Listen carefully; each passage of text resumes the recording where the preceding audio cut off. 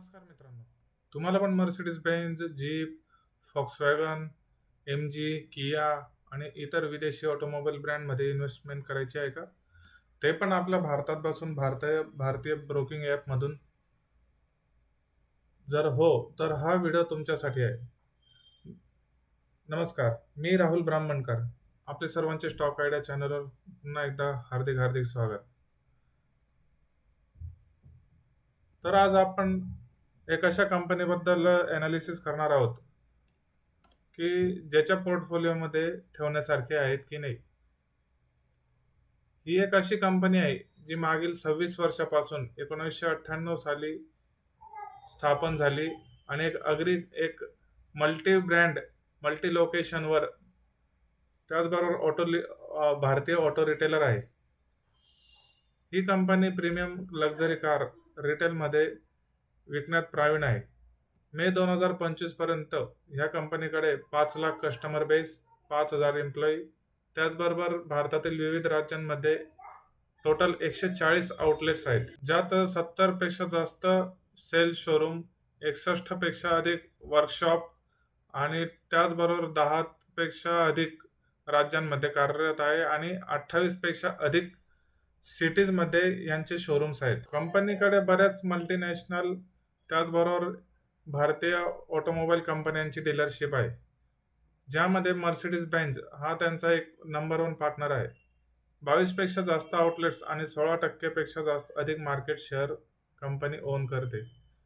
म्हणजे भारतामध्ये जेवढे पण मर्सिडीज ब्रँडच्या कार्स विकल्या जातात त्यामध्ये ही एक कंपनी 16% शेअर्स ओन करते. आणि ह्या कंपनीकडे मर्सिडीज बेंझची मागील 16 वर्षापासून असोसिएशन आहे. दुसऱ्या नंबरवर येतात जीप. कंपनीकडे 15 जीपचे आउटलेट्स आहेत आणि 24%चा मार्केट शेअर आहे. मागील 7 वर्षापासून कंपनी सोबत आहे.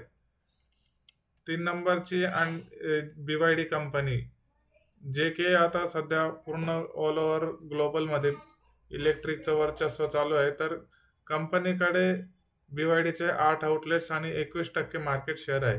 मागील 2 वर्षापासून असोसिएशन आहे.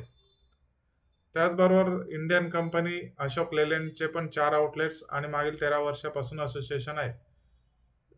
त्याचबरोबर महिंद्राचे 8 आउटलेट्स आणि आताच काही महिन्यांपूर्वी कंपनीने महिंद्रासोबत टायअप केलेले आहे.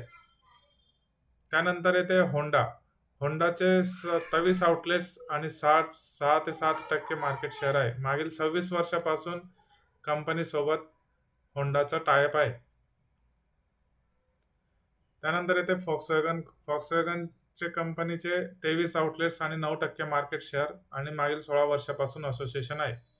एमजीचे 11 आउटलेट्स ऑलरेडी कार्यरत आहेत आणि 4 आउटलेट्स चालू होणार आहेत.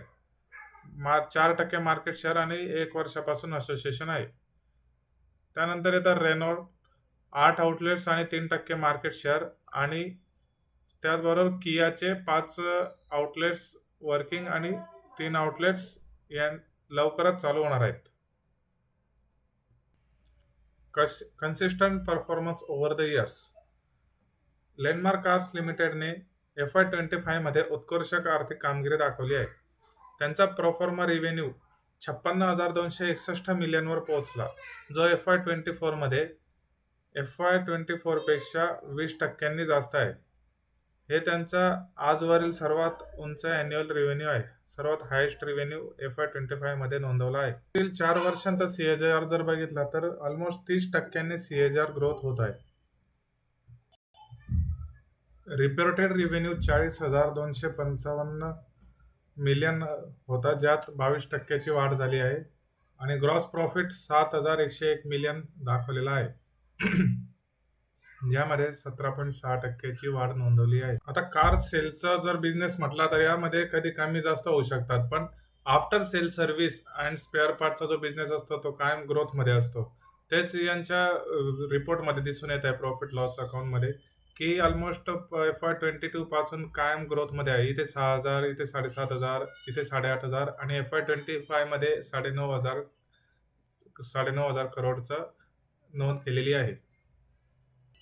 जो आफ्टर सेल्स बिझनेस असतो हा महत्त्वाचा इन्कम सोर्स असतो, ज्याचा जो असतो तो हाय ग्रोथ, हाय मार्जिन, हाय एबिटा आणि नॉन सायक्लिकल असतो. कंपनी फास्ट ग्रोइंग ब्रँड सोबत काम करते आणि त्याचबरोबर अपकमिंग 3 वर्कशॉप्स कियाचे जे हैदराबादमध्ये ओपन होणार आहेत. त्याचबरोबर मर्सिडीज बेंझच्या पटनामध्ये शोरूम आणि वर्कशॉप ओपन होत आहे आणि एम-जी सिलेक्टचे अहमदाबाद आणि कोलकातामध्ये नवीन शोरूम ओपन होत आहेत. त्याचबरोबर कंपनी आपल्या खर्चावर नियंत्रण ठेवून प्रॉफिटेबल वाढण्यावर लक्ष केंद्रित करीत आहे.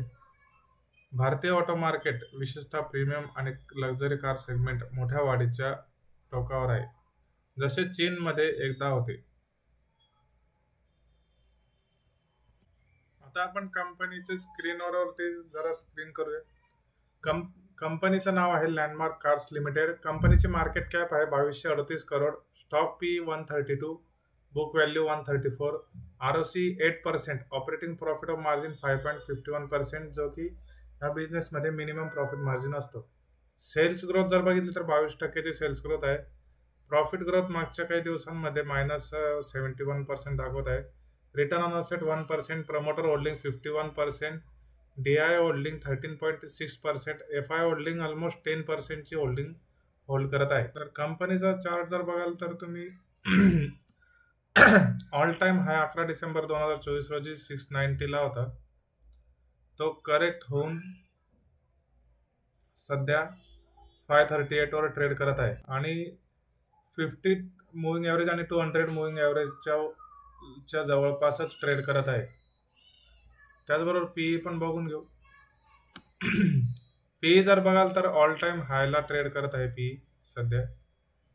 1 नोव्हेंबर 2024 ला 48 चा पीई होता, जो आता 131.5 चालू आहे. प्रमोटर होल्डिंग 55%, जसं की आता आपण बघितलं 55 वरून सध्या 51.56% वर आहे.